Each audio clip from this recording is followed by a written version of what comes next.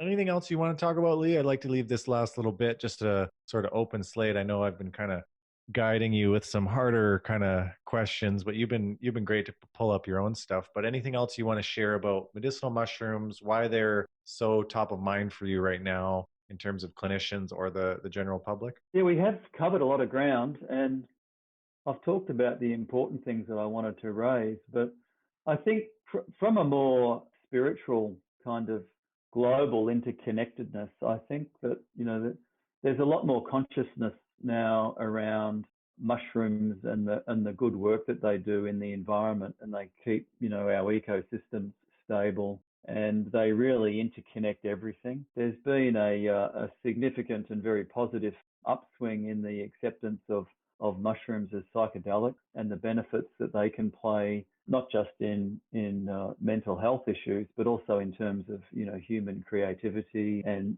human betterment, improved relationships within families and that sort of thing. That really interests me at the moment. I'm experimenting with microdosing with psilocybin.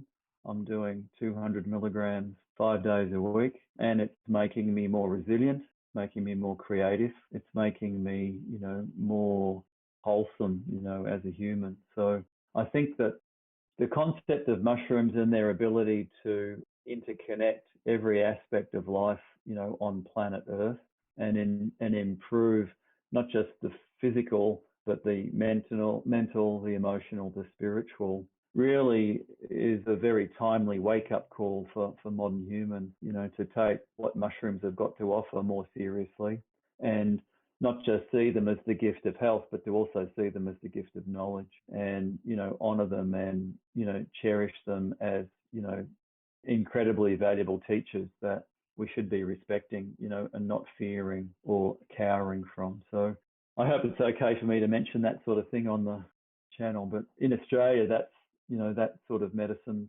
currently illegal. So you're lucky in the US and in North America where, the regulations are a little bit more open.